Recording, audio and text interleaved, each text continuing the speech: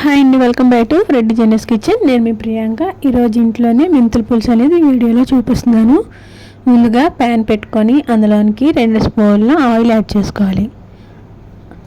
Oil heat ఎక్కాక మనము గుండగా తరిగి పెట్టుకున్న ఉల్లిపాయలను కూడా ఒక 2 మీడియం సైజు యాడ్ చేసుకోవాలండి.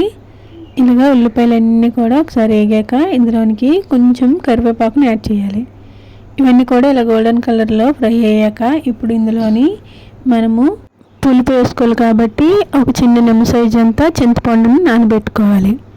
ఈలోపు ఇవన్నీ బాగా ఫ్రై అయిపోయాయి కదా, ఇందులోనికి ఇప్పుడు 2 మీడియం సైజ్ టమాటాస్ చిన్న ముక్కలుగా కోసి ఇందులో యాడ్ చేసుకోవాలి. ఇవన్నీ ఒకసారి బాగా కలుపుకోవాలి.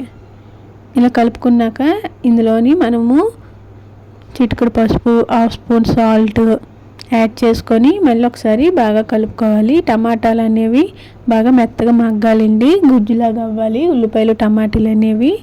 ఇలాగా బాగా కలిసాక ఇప్పుడు ఇందులోనికి మనము 1 స్పూన్ కారం కూడా యాడ్ చేసుకుంటున్నాం.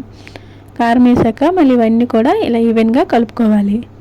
కలుపుకున్నాక మనము మెంతులు అనేవి 5 to 6 అవర్స్ నానబెట్టుకుంటే ఇందులోని చేదు అనేవి ఉండదండి. 5 to 6 అవర్స్ నానాక మెంతులు డబుల్ క్వాంటిటీ కూడా అవుతాయి. ఈ మెంతులన్నీ కూడా మనము ఉల్లిపాయలు టమాటాలు వేపిన దాంట్లో వేసుకొని మీడియం ఫ్లేమ్లో పెట్టి 1 minute వరకు ఇలా బాగా ఫ్రై అవ్వాలి. ఇలా ఫ్రై అయినాక మనము నానబెట్టుకున్న చింతపండు అనేది పులుపు ఇందులోని యాడ్ చేసుకోవాలి. పులుపు అంతా యాడ్ చేసుకున్నాక మళ్ళీ ఒకసారి ఇదంతా కూడా కలుపుకొని ఇప్పుడు హై ఫ్లేమ్లో పెట్టి ఒక 3 minutes మరగబెడితే సరిపోతుందండి. నేను ఇక్కడ మెంతులు 3 స్పూన్స్ తీసుకున్నాను. ఎక్కువ మెంతులు ఇష్టపడలేని వాళ్ళు 2 స్పూన్స్ నానబెట్టుకుంటే సరిపోతుంది.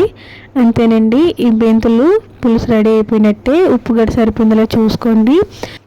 అంతేనండి, మెంతుల పులుసు రెడీ. ఇది వెయిట్ లాస్ అయిన వాళ్ళకి యూజ్ అవుతుంది, అలానే షుగర్ కంట్రోల్ ఉంచుతుంది. ఎవరైనా మదర్ మిల్క్ ఇచ్చిన వాళ్ళకి కూడా ఈ మెంతుల పులుసు బాగా యూజ్ అవుతాయి.